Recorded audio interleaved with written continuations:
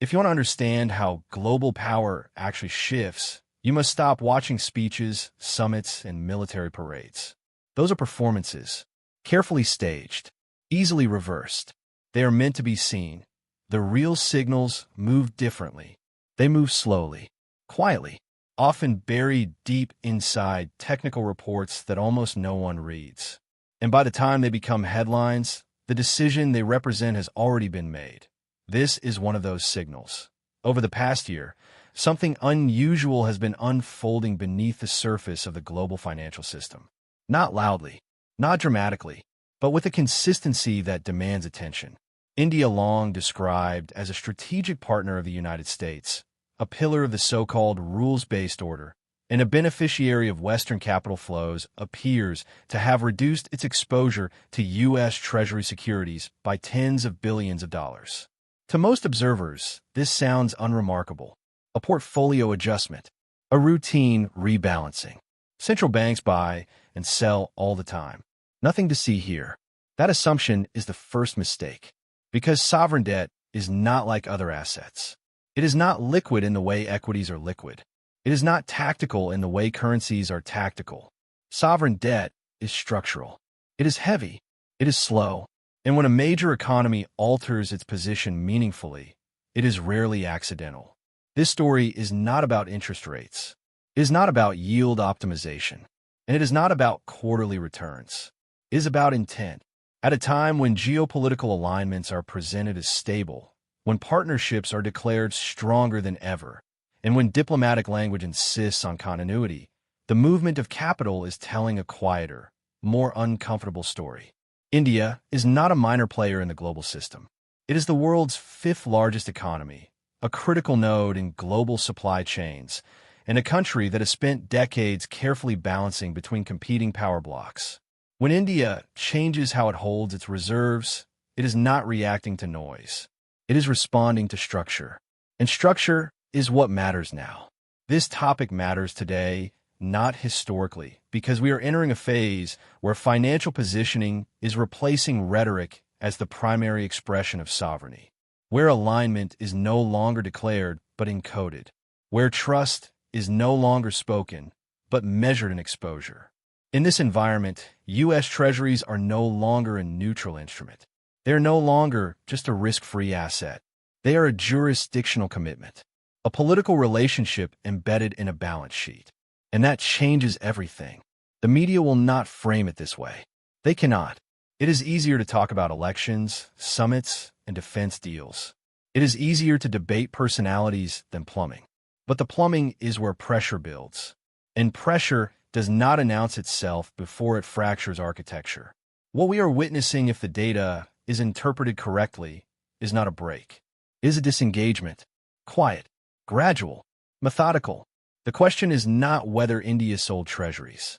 The question is why now, why at this scale, and why in this context. Because systems rarely fail from a single shock. They fail when too many quiet decisions align in the same direction. Tonight, we begin the investigation. Not to provoke alarm, but to establish clarity.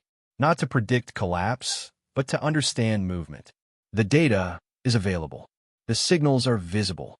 The only thing missing has been the willingness to look at them as a whole. And once you do, the story they tell is heavier than any headline. What the data says. India's reported holdings of U.S. Treasuries declined sharply across recent reporting periods, with cumulative reductions approaching $50 billion, depending on classification and custodial routing. While absolute levels remain significant, the velocity and timing of the decline stand out. This was not a single-month anomaly. It was a sequence. Why this behavior is abnormal. India traditionally maintains conservative reserve management. Sudden directional shifts contradict decades of pattern. These sales occurred during a period of elevated U.S. yields, meaning the incentive to hold, not sell, was stronger than usual. Selling into yield strength suggests non-economic motivation. Strategic interpretation. India's foreign policy doctrine emphasizes strategic autonomy. Treasury exposure represents not just financial risk, but jurisdictional vulnerability. Post 2022 sanctions regimes demonstrated that reserves held in Western systems are conditional assets. This changes the calculus. Who is absorbing the pressure? As some emerging economies step back, absorption shifts toward allies and domestic institutions. This concentrates risk, narrows the buyer base, and increases the political nature of the treasury market. Markets still function, but with less margin, where the capital likely flows.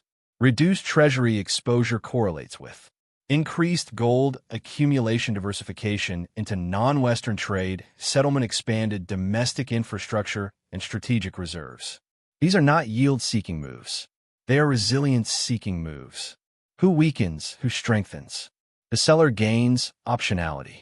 The system loses redundancy. The asset becomes less global and more political. This is not collapse.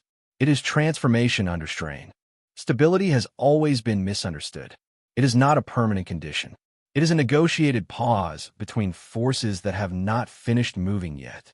For decades, the global financial system relied on the assumption that its core structures were immovable, that once a nation accumulated enough credibility, scale, and institutional depth, its instruments became permanent anchors.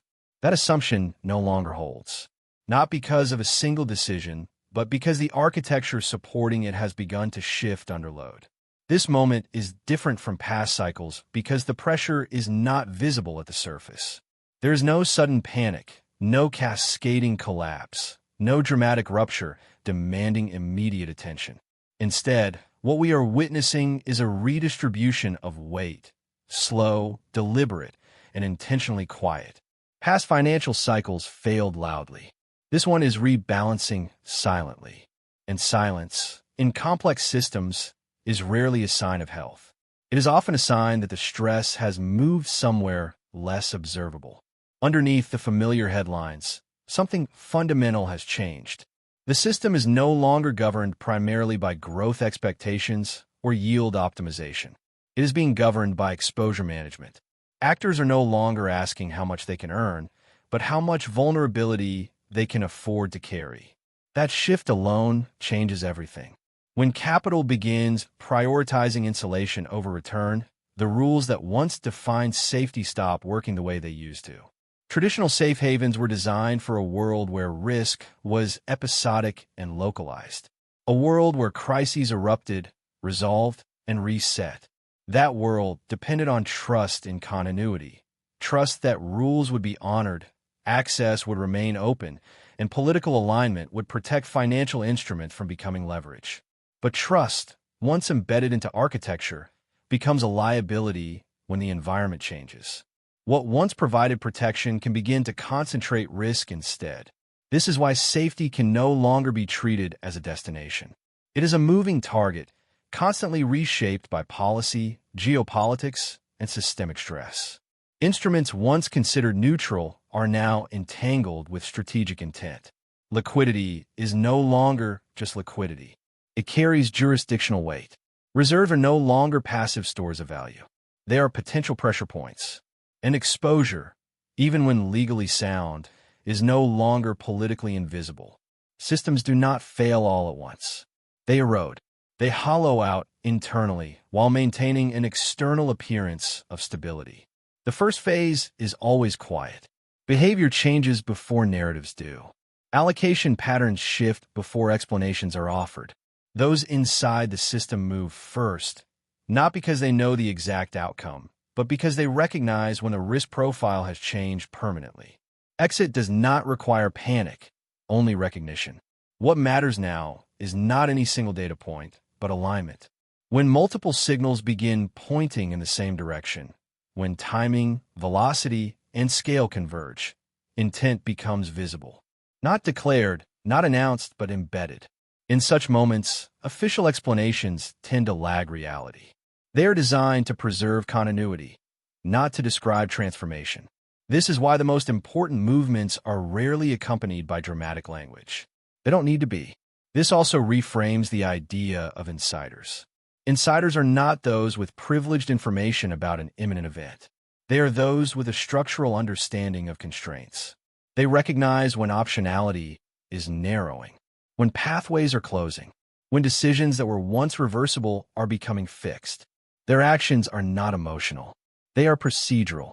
They reposition early because early repositioning is cheaper, quieter, and less disruptive. Watch behavior, not statements. Watch balance sheets, not speeches. Watch where friction increases and where it disappears. Systems under stress reveal themselves through small inefficiencies, delays, hedges, diversification that seems unnecessary under old assumptions. These are not reactions to fear. They are responses to altered geometry. The map has changed, even if the landmarks look familiar. Stability in this environment is conditional. It exists only so long as flows remain balanced and confidence remains distributed. Once confidence begins concentrating, once too much faith rests on too few pillars, fragility increases exponentially. The paradox of modern systems is that the more optimized they become, the less resilient they are to structural shifts. Efficiency removes slack. Slack absorbs shock. When slack disappears, adjustment becomes binary. This is why the next phase will not announce itself with a single trigger. It will be confirmed through accumulation, through persistence, through patterns that refuse to revert. The signal will not be a crash. It will be normalization of behavior that once would have been unthinkable. Policies that were described as temporary becoming permanent. Exceptions becoming precedent. Risk being priced not by markets alone, but by alignment. Protocols emerge in response to this reality. Not advice, not prediction. Protocols are frameworks for interpretation. They do not tell you what will happen. They tell you what to watch. They prioritize observation over reaction. They assume that no structure is permanent and no safeguard is absolute. They accept uncertainty as a condition, not a flaw. Positioning, in this sense, is not about movement. It is about orientation, understanding where pressure is building, where weight is being added, where silence is thickest. The most dangerous moments in system transitions are not when volatility spikes, but when it disappears. Calm can be engineered. Stability can be maintained until it cannot. And when that shift occurs, it is rarely negotiable. What confirms the next phase will not be rhetoric or reform. It will be coordination without coordination. Parallel decisions made independently, but pointing in the same direction. It will be redundancy layered on top of redundancy. It will be a gradual withdrawal of reliance masked as diversification. And it will be explained repeatedly as routine. By the time the broader narrative adjusts, the architecture will already be different. Access will already be constrained. Options will already be priced in. What feels sudden to observers will feel overdue to participants. This is how systems preserve legitimacy while losing flexibility. They continue functioning until they don't. There is no need to dramatize this. The logic is sufficient on its own. Complex systems respond to pressure by redistributing it. Eventually, redistribution reaches its limit. At that point, structure, not sentiment, determines the outcome. And structure is indifferent to intention. This is not the end of stability. It is the end of assuming stability is inherent. From here forward, stability will have to be maintained actively, constantly, and at increasing cost. That cost will not always be financial. Sometimes it will be strategic, sometimes political, sometimes invisible. What unfolds next will not be decided by a single actor or a single event. It will emerge from accumulated choices made under constraint. Choices that made sense locally. Choices that reduced exposure incrementally. Choices that, taken together, altered the system's center of gravity. By the time this shift is widely acknowledged, it will already be embedded. An architecture, once set, does not ask for permission to bear weight.